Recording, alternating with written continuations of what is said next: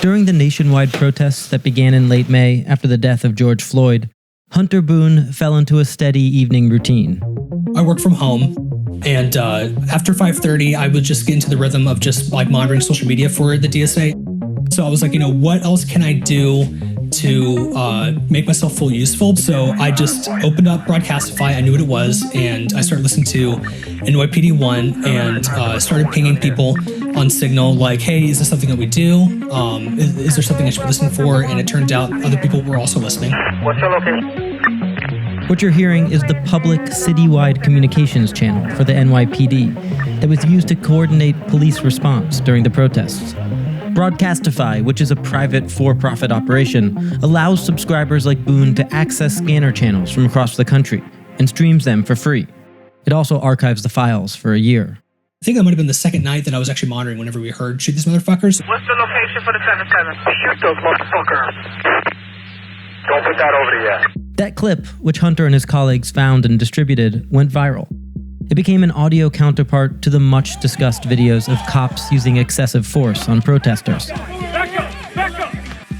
As a journalist, how are these feeds useful to you? As a journalist, these feeds are extremely useful because I can't be monitoring something like this 24/7. I don't know whenever things are going to be getting hairy or going down.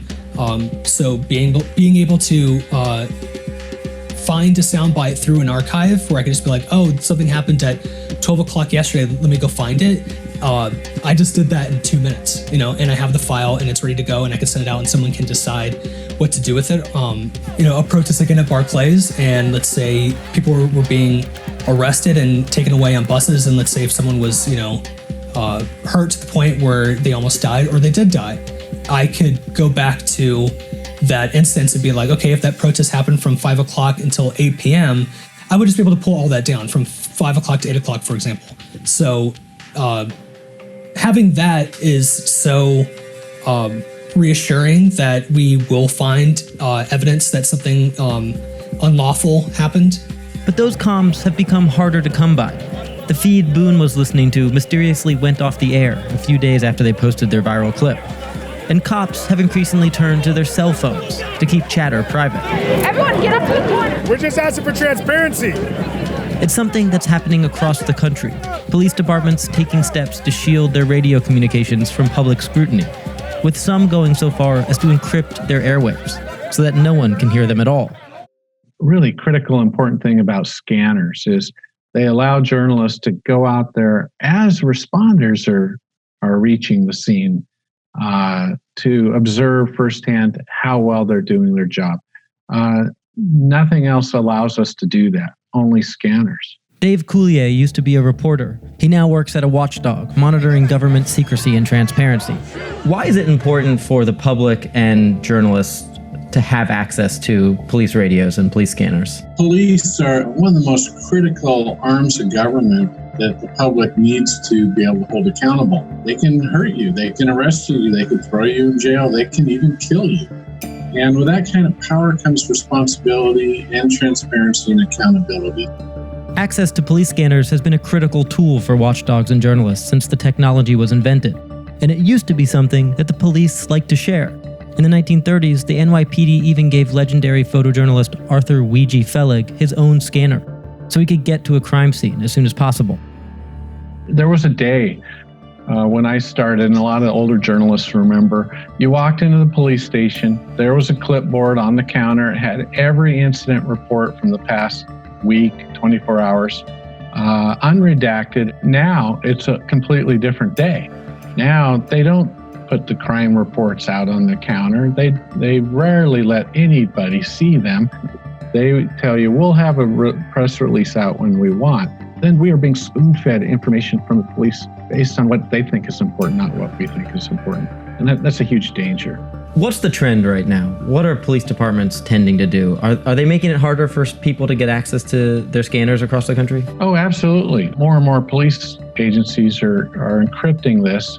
And so people don't have access to it, let alone access to police reports, crime reports. It's not hyperbole to say we have been slowly and gradually and consistently developing a secret police in our country. Public access to police communications may be a key to resisting this trend, but the man at the heart of the resistance isn't exactly some leftist internet super soldier. I'm not supporting any, political movement. I see this as something that is just really neat. Meet Lindsey Blanton. He's the owner and operator of Broadcastify, and he doesn't exactly see himself as leading the charge for police accountability. Is putting all of this online inherently a political act on some level? Are you taking a stance in favor of transparency and openness? I'm not taking any stances. This was a hobby for me growing up, and it's turned into a business that I really enjoy managing, and I love the community. It's a fun hobby for me, and so I have no political statements to make about it. I'm a big supporter of law enforcement. I'm a big supporter of change in law enforcement as well. Blanton says he'll sometimes take down a feed if asked to by the police, but more often lately, departments are taking that into their own hands. In states like Colorado, almost every major police department has closed off access to their feeds in recent years, and law enforcement officials there say that's a good thing.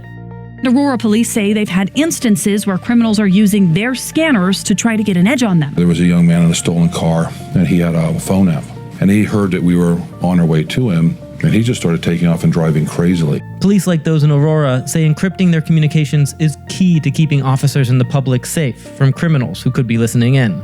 But Leslie Herod, a Colorado state lawmaker, says the trend towards total blackout worries both Democrats and Republicans alike. What's been happening in Colorado with the encryption of police scanner traffic? It's interesting because the topic first came up for me out of rural Colorado.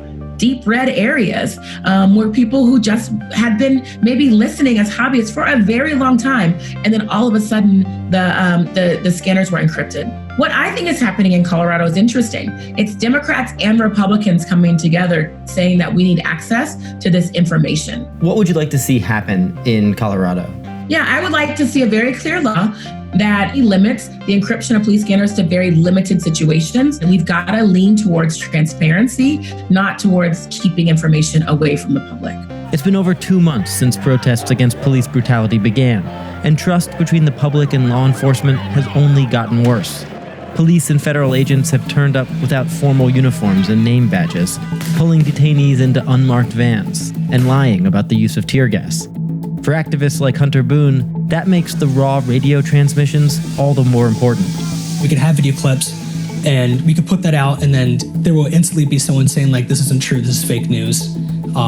Having that radio feed and those recorded broadcasts is that extra defense to be like, no, like this is what they were saying. You can't argue with it because it came from the police directly. So without having that, it's going to be a lot harder for justice to easily and swiftly be proven.